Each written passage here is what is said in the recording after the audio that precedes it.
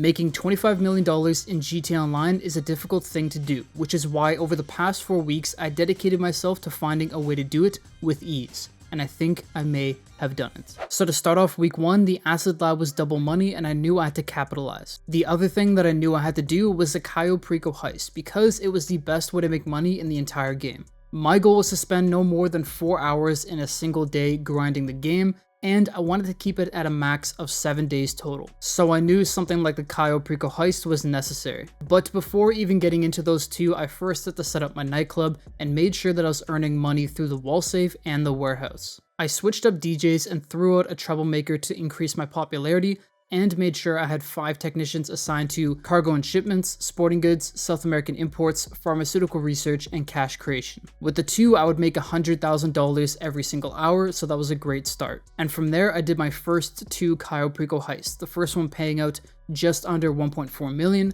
and the second one paying out just a few $1,000s more. Each of those took about an hour to complete, and after going AFK for a few more hours, I was then able to sell my acid for just under $1 million.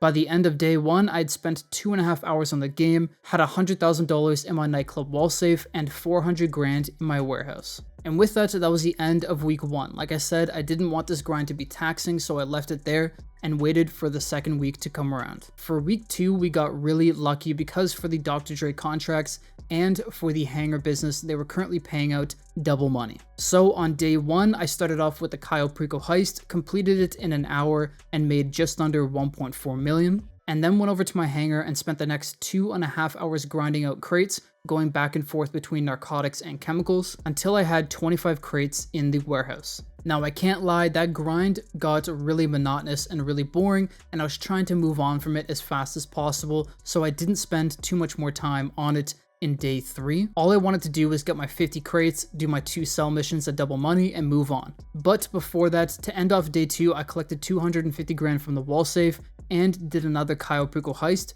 for just over 1.3 million. And with that, as of day 2, I'd made $6.77 million in just 7 hours. Day 3 was almost identical. I did a Cayo Perico heist to start off, except this time we got better loot, so it was 1.45 million that we completed it for. I collected more money from my wall safe after going AFK, and I got the last 25 crates for the hangar and sold them off, combined for just under $6 million.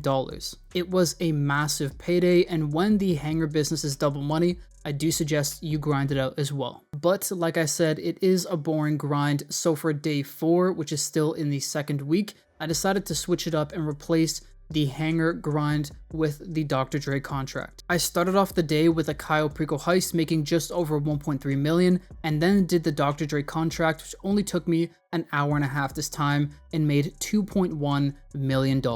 And at this point, because I had been AFK for so long and just grinding out the game, I was then able to do a nightclub sale for $1.5 million. Day 4 was a massive payday, and it brought the total for the grind up to $19.3 million. And to get that money, I only had to spend just over 13 hours of active grinding. And at this point, I felt like I was getting closer to the goal that I wanted to achieve for this video: make lots of money while still enjoying the game. But with that being said, week 3 rolled around and it was the auto shop week. Auto shops were paying out double money, meaning the Union Depository would make $500,000 each time. Now for this week, I did some guides to help you guys out, and for those guides, I had to complete these contracts quite a few times. So across 2 days, I completed 3 Union Depository contracts for $540,000 each. And those contracts were so easy that they only took me 20 minutes to complete. I did 1 bank contract for just over 300 grand, and I did 1 super dollar deal for a similar amount of money. And with those contracts added to the grind, we were now at $21.6 million for just 15 hours of work. And with the end of the auto shop contract week, it was now time for another great bonus week. Week 4 saw the nightclub, the bunker, and the MC businesses all receive 2 times production speed.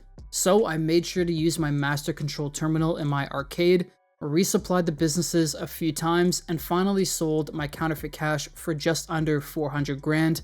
Went on to sell my nightclub warehouse stock for just under 1.3 million, and I finished it off with 2 Cayo Perico heists one for 1.5 million because we got the pink diamond, and the second one for only 1.1 million because the Cayo Perico heist has been nerfed by 30%. And with all that being said, we had finally reached $25.893 million with only 17 and a half hours of work. Now, like I said, I stretched this out across 4 weeks, and that was for a reason.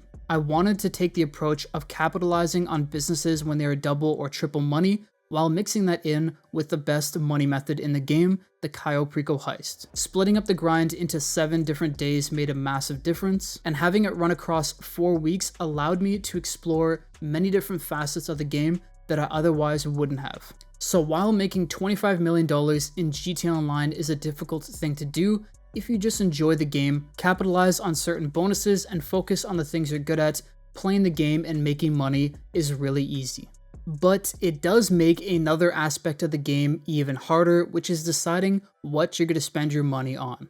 Over the course of those 4 weeks, I figured out a few things that I definitely needed to buy and other things that I'm going to look into. First, doing the Acid Lab cell missions in public lobbies made me realize that I really had to upgrade my cell vehicle. I had no performance or armor upgrades on that bike, so I made sure to get that as soon as possible. The next thing I realized is playing all the auto shop contracts made me really enjoy driving around the game, especially the bank contract when you're literally driving through the country roads in a fast JDM car. So something I'm going to look into in the future is potentially building out a full JDM car garage. I think that would be a ton of fun, but not only that, driving around the different missions during the Dr. Dre contract and the other random missions in the game made me appreciate how fun it is to drive around all these supercars that I bought previously. So I think I'm going to finally finish off my top 10 supercar garage and then start working on a few others that I think would be a ton of fun to complete. Once you have all the different businesses in the game, buying the cars and other things like that